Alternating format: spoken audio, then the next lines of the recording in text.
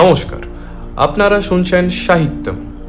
আমাদের আজকের পরিবেশনায় বিভূতিভূষণ বন্দ্যোপাধ্যায়ের লেখা মিসমিদের কবচ দ্বিতীয় পর্ব।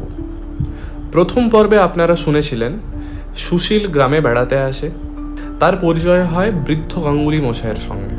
হঠাৎ করেই বৃদ্ধ গাঙ্গুলি মশাই খুন হন। সুশীল পেশায় একজন ডিটেকটিভ, একজন প্রখ্যাত ডিটেকটিভের অধীনে সে শিক্ষানবিশি করে। তার মামা তাকে দায়িত্ব দেন এই খুনের কিনারা করতে। সুশীল তার কাজ শুরু করে। তারপরের অংশ জানতে হলে শুনতে থাকুন মিসমিদের কবচ। শুরু হচ্ছে দ্বিতীয় পর্ব।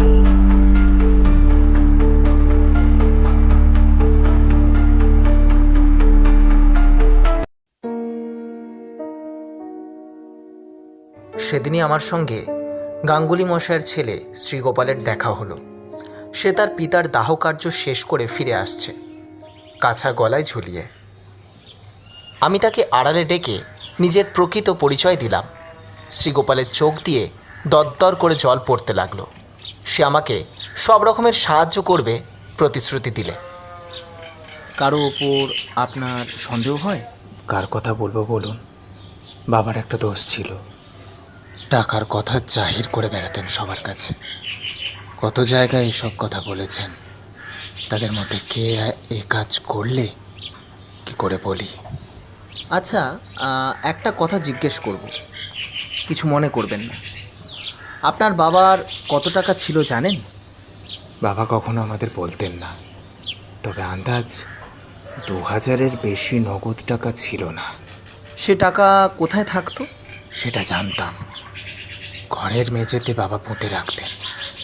কতবার বলেছি টাকা ব্যাংকে রাখুন, সেকেলে লোক, ব্যাংক বুঝতেন না। গাঙ্গুলি মশাইয়ের মৃত্যুর পর বাড়ি এসে আপনি মেঝে খুঁড়ে কিছু পেয়েছিলেন?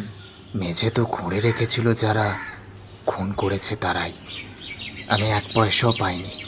তবে একটা কথা বলি, 2000 টাকার সব টাকাই তো মেঝেতে পোঁতা ছিল না। বাবা টাকা ধার দিতেন কি না, কিছু টাকা লোকজনকে ধার দেওয়া ছিল। কত টাকা আন্দাজ? সেদিক থেকেও মজা শুনুন।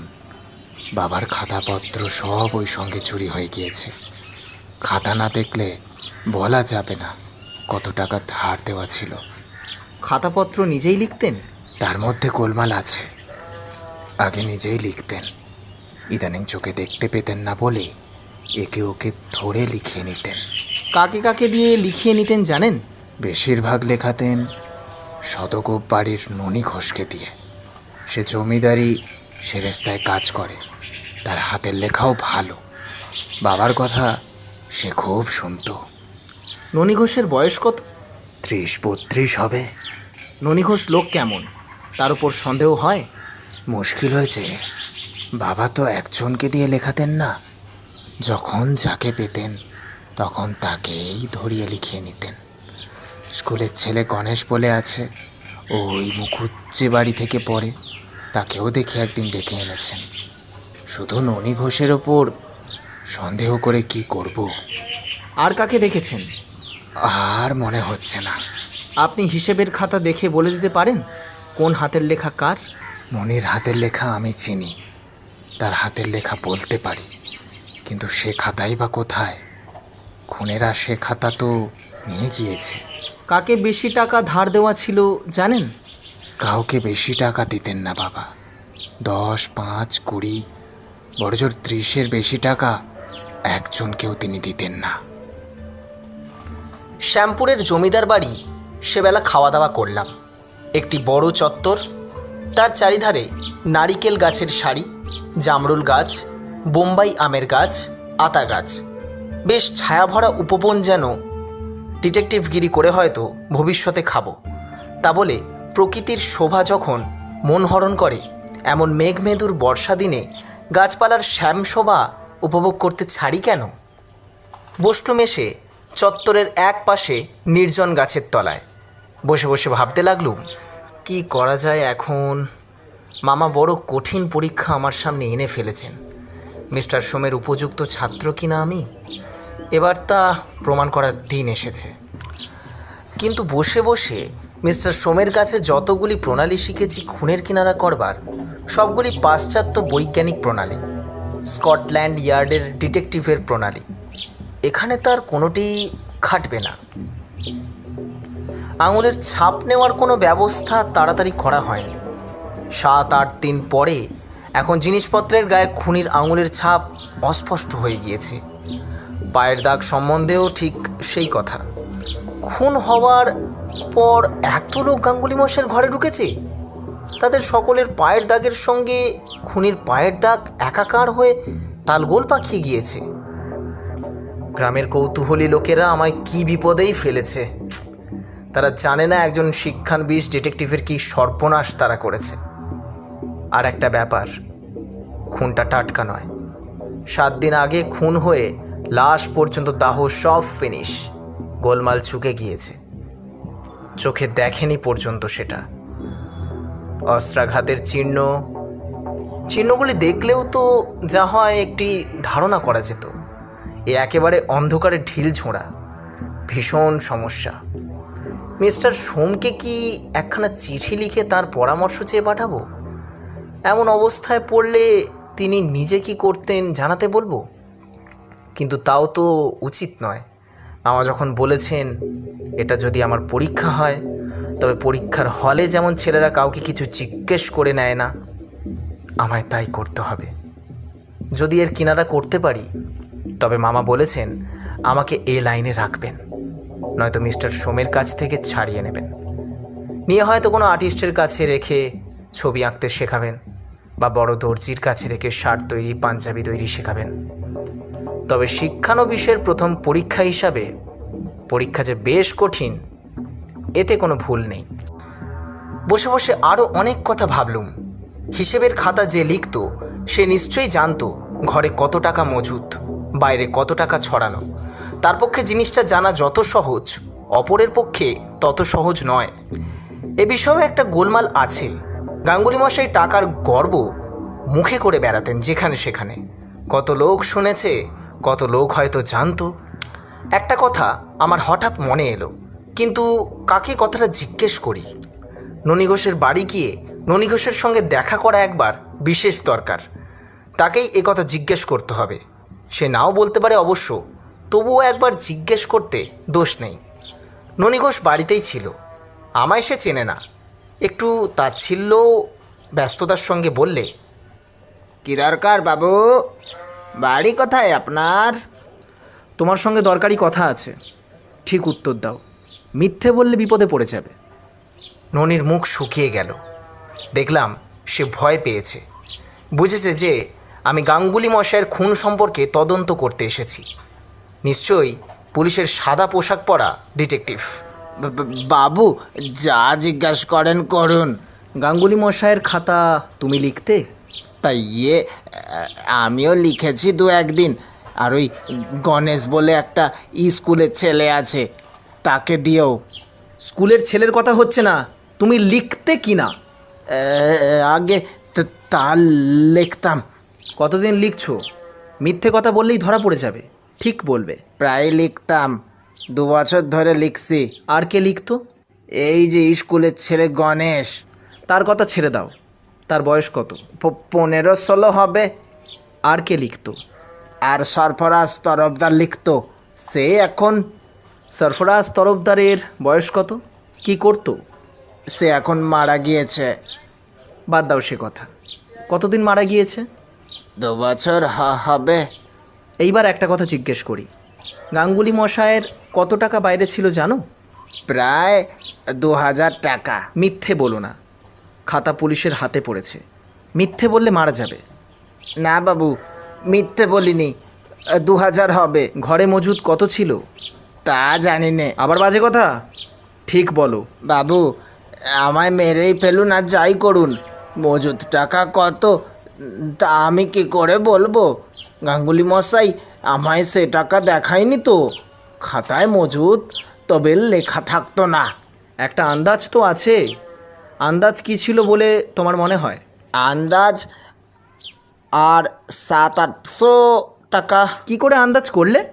ওর মুখের কথা থেকেই তাই আন্দাজ হতো। গাঙ্গুলি মশায়ের মৃত্যুর কতদিন আগে তুমি শেষ খাতা লিখেছিলে? প্রায় 2 মাস আগে। 2 মাসের মধ্যে আমি খাতা লিখিনি। আপনার পায়ে হাত দিয়ে বলছি। তাছাড়া খাতা বেরোলে হাতের লেখা দেখেই তো আপনি বুঝবেন। কোনো মোটা টাকা কি তার মরণের আগে কোনো খাতকে শোধ করেছিল বলে তুমি মনে করো? না বাবু, ঊর্ধ্ব সংখ্যা 30 টাকার বেশি তিনি কাউকে ধার দিতেন না, সেটা খুব ভালো করেই জানি। মোটা টাকা মানে 200-100 টাকা কাউকে তিনি কখনো দেননি। এমন তো হতে পারে 5 জন খাতকে 30 টাকা করে শোধ দিয়ে গেল একদিনে, 150 টাকা হলো। তা হতে পারে বাবু, কিন্তু তা সম্ভব নয়।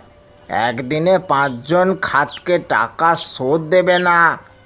আর একটা কথা বাবু, চাষি খাতক সব ভাদ্র মাসে ধান হবার সময় নয় এখন। যে চাষি প্রজারা টাকা শোধ দিয়ে যাবে তা মনে হয় না। ওরা শোধ দেয় পৌষ মাসে, আবার ধান নেয় ধান পাট বুনবার সময় চৈত্র বৈশাখ মাসে। এ সময় লেনদেন বন্ধ থাকে। কোনো কিছু সন্ধান পাওয়া গেল না ননির কাছে। তবুও আমার সন্দেহ সম্পূর্ণরূপে গেল না। ননি হয় সম্পূর্ণ নির্দোষ, নয়তো সে অত্যন্ত ধূর্ত। মিস্টার সোম একটা কথা সব সময় বলেন, বাইরের চেহারা বা কথাবার্তা দ্বারা কখনো মানুষের আসল রূপ জানবার চেষ্টা করো না, করলেই ঠকতে হবে।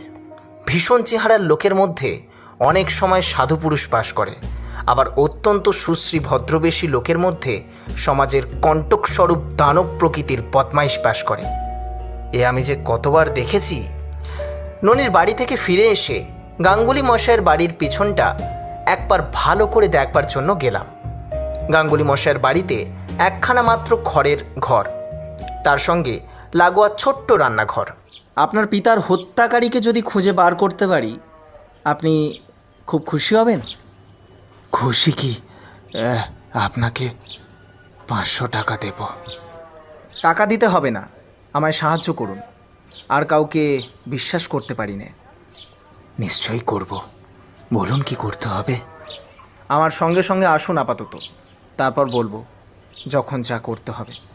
আচ্ছা চলুন তো, বাড়ির পিছন দিকটা একবার দেখি। বড় জঙ্গল, যাবেন ওদিকে? জঙ্গল দেখলে তো আমাদের চলবে না, চলুন দেখি। সত্যই ঘন আগাছার জঙ্গল আর বড় বড় বন্য গাছের ভিড় বাড়ির পেছনেই।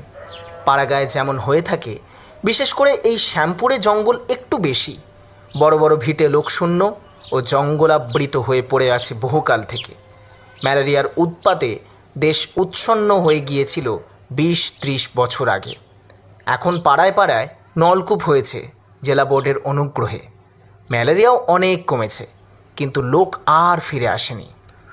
জঙ্গলের মধ্যে বর্ষার দিনে মশার কামড় খেয়ে হাত পা ফুলে উঠল। আমি প্রত্যেক স্থান তন্ন তন্ন করে দেখলাম। 7-8 দিনের পূর্বের ঘটনা। পায়ের চিহ্ন যদি কোথাও থাকতে পারে তবে এইখানেই তা থাকা সম্ভব, কিন্তু জায়গাটা থেকে হতাশ হতে হলো। জমিটা মুথে ঘাসে ঢাকা। বর্ষায় সে ঘাস বেড়ে হাত খানেক লম্বা হয়েছে।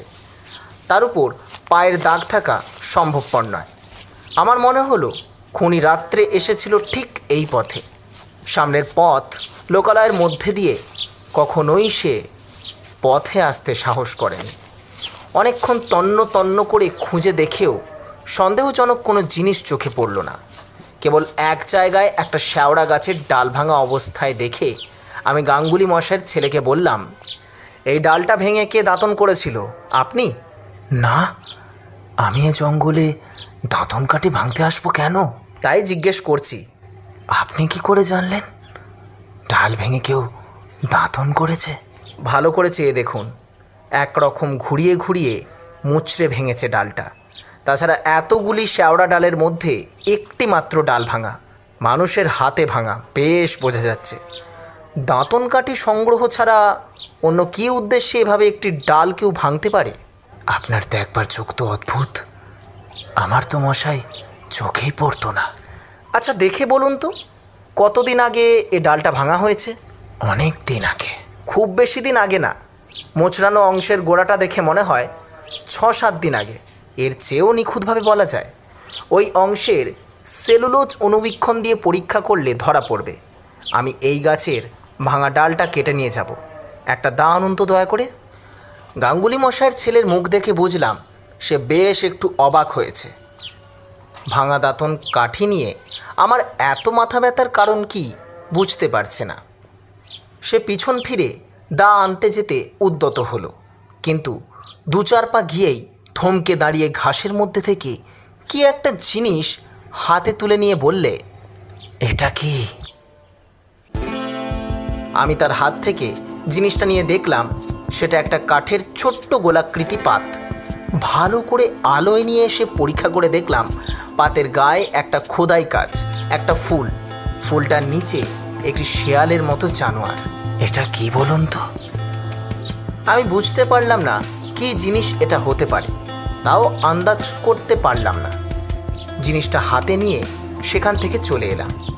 যাবার আগে শ্যাওড়া গাছের ভাঙা ডালের গোড়াটা কেটে নিয়ে এলাম। পরদিন থানায় গিয়ে দারোগা বাবুর সঙ্গে দেখা করে আমার পরিচয় দিলাম। তিনি আমায় সমাদর করে বসালেন। আমায় বললেন তাঁর দ্বারা যতদূর সাহায্য হওয়া সম্ভব তা তিনি করবেন। আপনি এ সম্বন্ধে কিছু তদন্ত করেছেন? তদন্ত করা শেষ করেছি, তবে আসামি বার করা ডিটেকটিভ ভিন্ন সম্ভব নয় এক্ষেত্রে। ননী ঘোষকে আমার সন্দেহ হয়। আমারও হয়, কিন্তু ওর বিরুদ্ধে প্রমাণ সংগ্রহ করা সহজ হবে না। ওকে চালান দিন না, ভয় খেয়ে যাক। খুনের রাত্রে ও অনুপস্থিত ছিল, কোথায় ছিল তার সন্তোষজনক প্রমাণ দিতে পারেনি। আপনি ওকে চালান দিতে পরামর্শ দেন? দিলে ভালো হয়। এর মধ্যে আর একটা উদ্দেশ্য আছে, বুঝেছেন নিশ্চয়ই।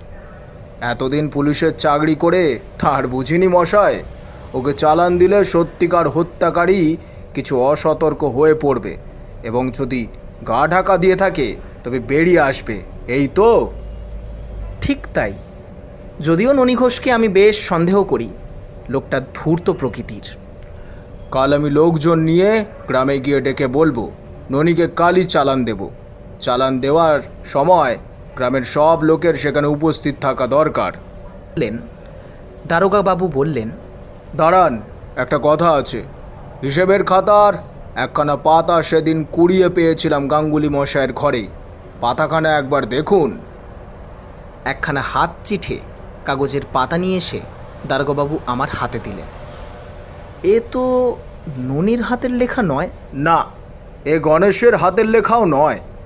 সরফরাজ তরফদারও নয়, কারণ সে মারা যাওয়ার পরে লেখা। তারিখ দেখুন।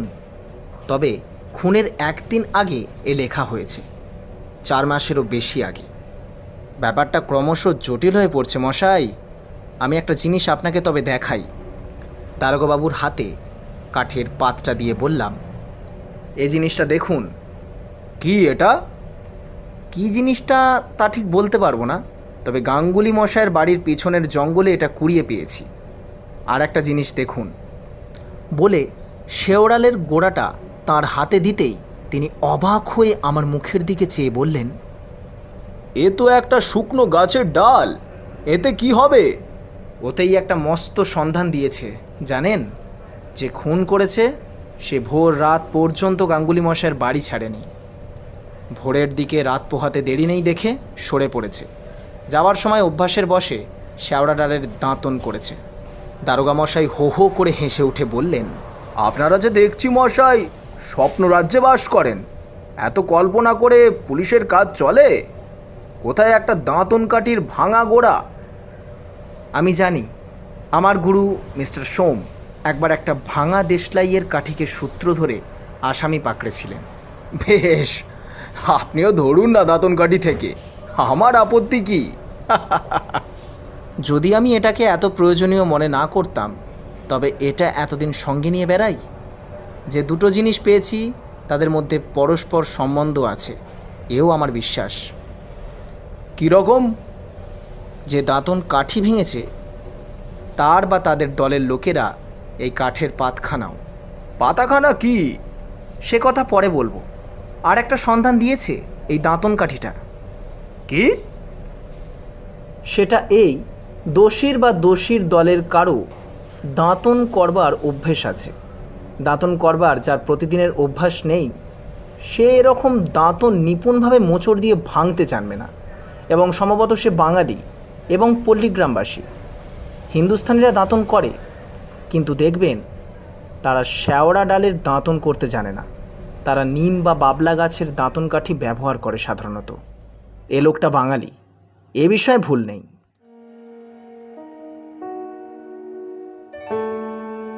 সেই দিনই আমি কলকাতায় মিস্টার সোমের সঙ্গে দেখা করলাম। শেওড়ালের গোড়াটা আমি তাকে দেখাইনি, কাঠের পাতটা তার হাতে দিয়ে বললাম, এটা কি বলে আপনি মনে করেন? তিনি জিনিসটা দেখে বললেন, এ তুমি কোথায় পেলে? সে কথা আপনাকে এখন বলবো না, ক্ষমা করবেন। এটা আসামের মিশমি জাতির মধ্যে প্রচলিত রক্ষা কবচ। দেখবে, আমার কাছে আছে। মিস্টার সোমের বাড়িতে নানা দেশের অদ্ভুত জিনিসের একটি প্রাইভেট মিউজিয়াম মতো আছে। তিনি তার সংগৃহীত দ্রব্যগুলির মধ্যে থেকে সেই রকম একটা কাঠের পাত এনে আমার হাতে দিলেন। আপনারটা একটু বড়, কিন্তু চিহ্ন একই, ফুল আর শেয়াল। এটা ফুল নয়, নক্ষত্র দেবতার প্রতীক, আর নিচে উপাসনাকারী মানুষের প্রতীক পশু। কোন দেশের জিনিস বললেন? নাগা পর্বতের নানা স্থানে এই কবচ প্রচলিত, বিশেষ করে দিব্রুসদিয়া অঞ্চলে। আমি তার হাত থেকে আমার পাতটা নিয়ে তারপর বললাম, এই শেওড়া ডালটা কদিনের ভাঙা বলে মনে হয়? তিনি বললেন, ভালো করে দেখে দেব। আচ্ছা, বসু। সেটা নিয়ে ঘরের মধ্যে ঢুকে একটু পরে ফিরে এসে বললেন, 8-9 দিন আগে ভাঙা। আমি তার কাছ থেকে বিদায় নিয়ে চলে এলাম নিজের বাসায়।